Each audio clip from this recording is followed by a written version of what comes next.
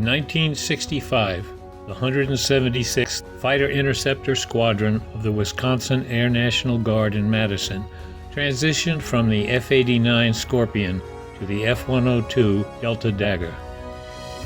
This would be the fourth primary aircraft assigned to the unit since its creation in October of 1948.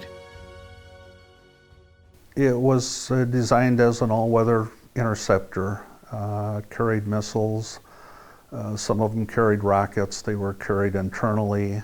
The airplane was capable of about 1.25 Mach. Service ceiling was around 50,000 feet. I think with afterburner it had about 16,000 pounds of thrust and about 10,000 in military, and a fully loaded airplane was about 28,000 pounds with all the missiles and fuel. So not as sporty as the F-16, but pretty impressive. It had a great wing on it. It had, I think almost 700 feet of wing area, so it would really turn. The 176th faithfully accomplished its air defense mission for nearly a decade.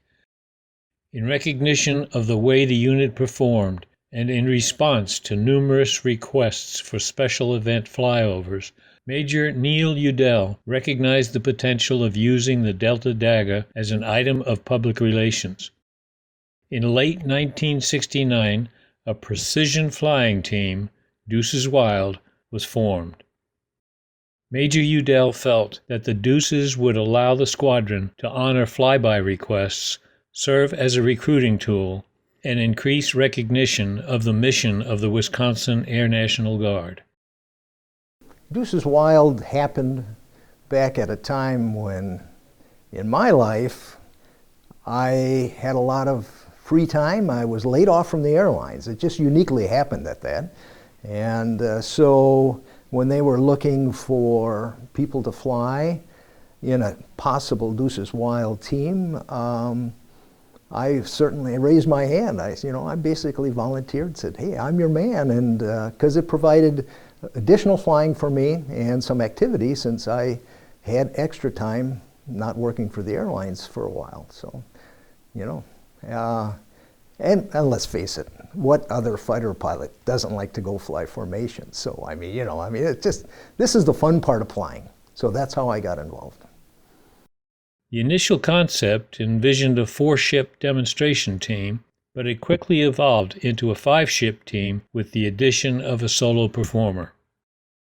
Major Udell would be number 1, flight lead. Captain Dale Eben, number 2, left wing.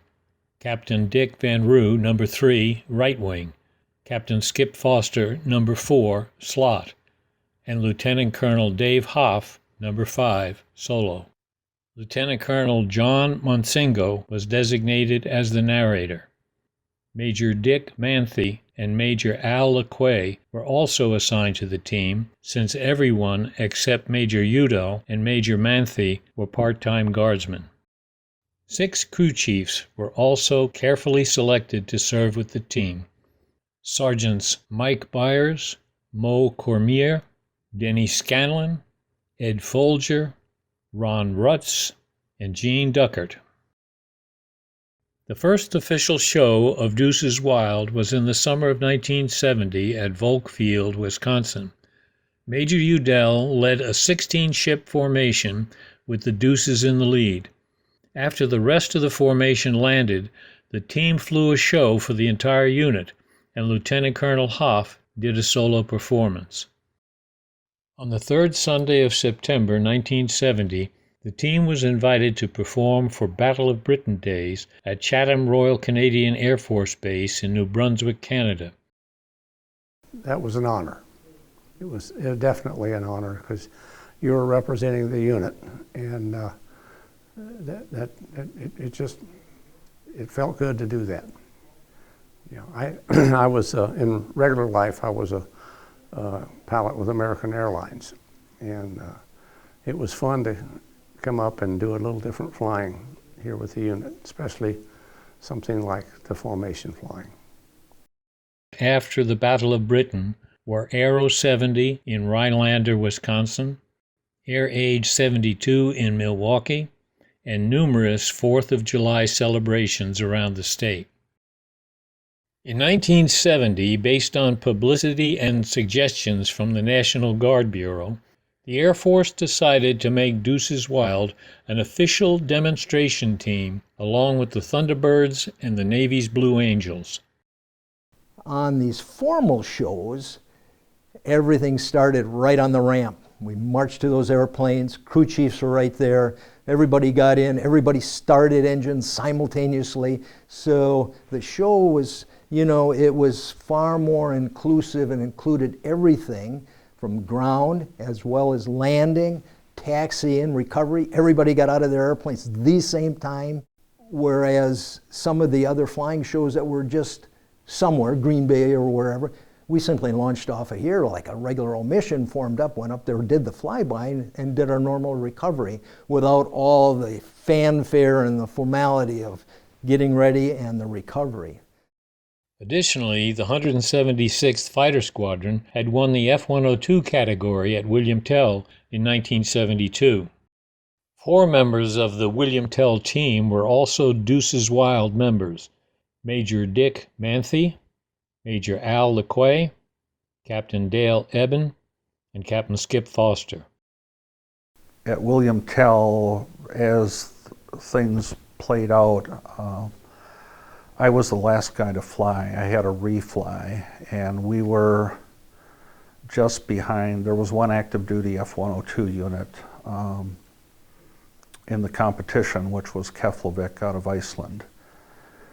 And so they were leading, we were number 2, Burlington was number 3, and basically the way it worked out, all I had to do was make my takeoff time, and we were going to win. In 1997, the entire William Tell team was inducted into the Wisconsin Air Guard Hall of Fame in Madison.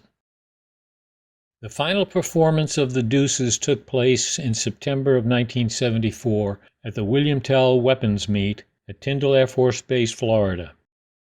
The last major performance was William Tell, and that was pretty elaborate, as we were flying down there, as were other demonstration teams like the Air Force Thunderbirds.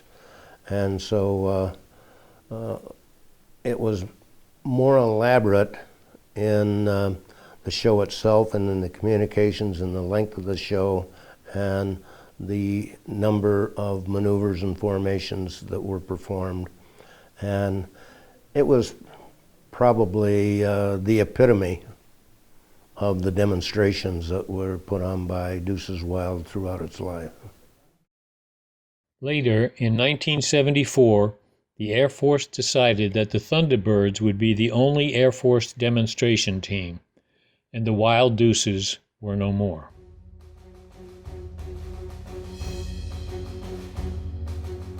Today, the pilots of the 176th Fighter Squadron carry on the legacy of excellence fueled by tradition, rigorous training, worldwide deployments, and 24/7 alert operations. Although the Deuces Wild have passed into history, their spirit, dedication, and professionalism live on through the men and women of the Wisconsin Air National Guard, a fine example for future generations.